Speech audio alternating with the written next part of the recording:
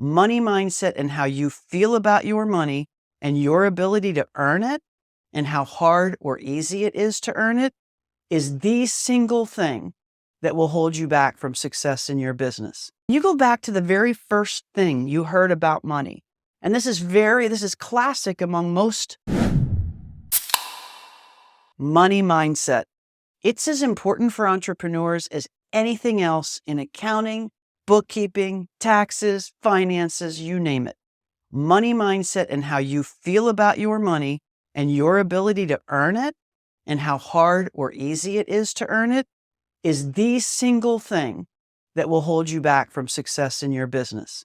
Even if you have all of the right accounting, processing tools, bookkeeping, marketing, you name it in place.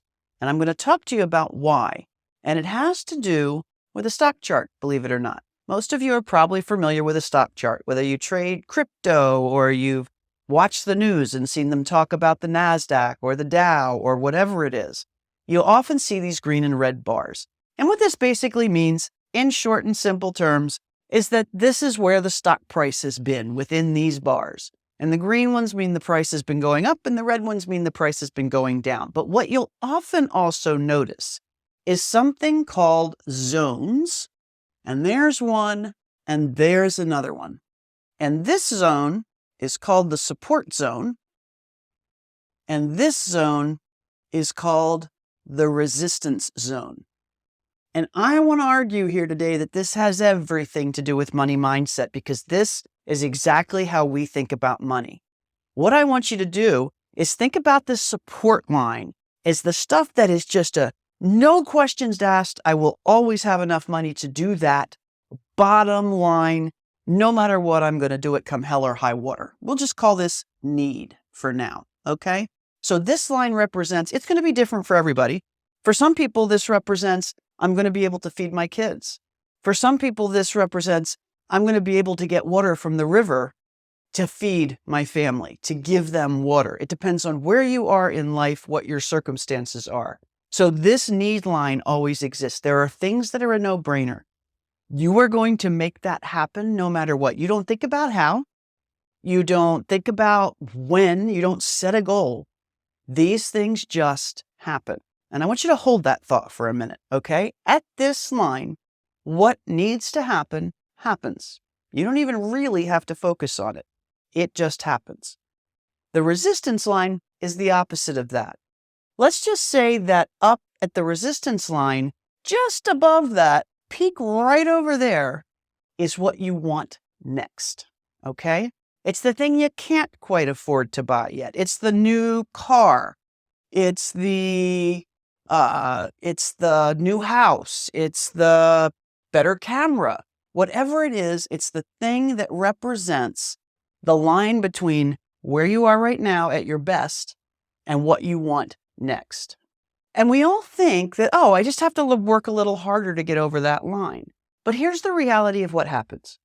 We go from here, just like this stock chart, we get right up to that resistance line. We can just about buy that car, and then something happens and we lose whatever surprise money we got, and we fall right back down to where we were, usually to the very bottom of where we were. And then we're like, okay, I can solve for that, and we get back up to our resistance line. We make just that much money. We find that client that we never expected to get. It's awesome. We may even peak over the resistance line, but then that tax bill comes, and boom, we're right back down into the middle of our comfort zone. That's the other way to think about this area. It's your comfort zone. And I know that that sounds a little crazy because you'd probably think, I'd be a lot more comfortable in a new car or a new house or with better food on the table. I get that. But we live in this comfort zone for a reason. And I'm going to come back to why that is. Remember this line down here? Remember this no matter what, this always happened line? Hold that thought, because here is where we usually set our goals. We say we're going to make this much money this year. And we usually, sometimes we'll shoot up higher. Can't even see it on my chart, but sometimes we'll shoot up higher, right? But we usually make or set goals around this resistance level. And we work towards those goals. We don't set goals here. Here, we just do whatever has to be done whenever it has to be done to get it done to get that need met. And it's a no-brainer. The reason I'm stressing this so hard, the difference and the distance between these two things, the support level where it just happens and the resistance level where somehow we can never seem to break through it, is that think of these as being the boundaries for your comfort zone. And your comfort zone was created years ago. Believe it or not, by your parents, probably before you were 7 years old. And I still have to get coached on this stuff today. My mentor in this is David Nagel, and he's really got some great information about this. And where we live comfortably is right here. And you can think that you know you want the new car, the new house, the better food, the whatever. But your subconscious is what's saying to you, That's a danger up there, Will Rogers. Danger, danger, danger. Anything outside of the comfort zone has danger. So your subconscious is working on you every single day to tell you, stay within these boundaries. Don't leave these boundaries. It's my job to keep you here. But here's the thing. Where did the thoughts driving your subconscious come from? Are they your thoughts? And let's think about this. When you go back to the very first thing you heard about money, and this is classic among most Americans, Canadians, we came from working families. And if you go back into the mindset of them, but no fault of their own, they weren't trying to, color our subconscious. I don't even think they talked about that back in the day. But we got all these thoughts like money doesn't grow on trees. You have to work hard to earn money. It's never going to be easy. All of these sort of it's the middle class mindset around money. Okay. It was drilled into us that making money is hard. So yeah, we believe that. Our subconscious believes that. And therefore, for our entire life, whether it's 20 years or 60 years or 90 years, we've let our subconscious just have that thought. And that's exactly what subconscious is. We're not aware of it. It's subconscious. It's not conscious. We're not saying to ourselves, don't make more than that much money. Our subconscious isn't even letting us consciously think about it. So we have to figure out what those thoughts are that we don't even know we're thinking about. And in my case, I'll give you an example. I had a resistance level when I was in corporate America. There was a salary above which I never rose, period, no matter what. So I wondered why. And a really good coach helped me get underneath it. And this is a long story, but I'm going to make it very short. Very short. I was a little thief as a kid. I stole money. I forget how old I was, 6 to 8 years old, something like that.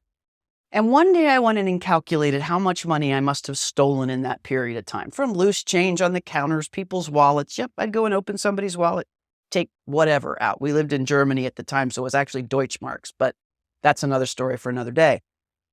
How much money that was, I figured, calculated it over the 2-year period. And then I said, if those people had had the chance to invest that money in the stock market, that's why I use this chart, I guess, how much would that be worth today, which at the time was about 40 years later, 50 years later.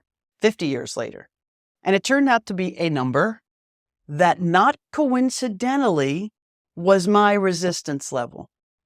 And I have always hid that secret about having been a thief as a kid.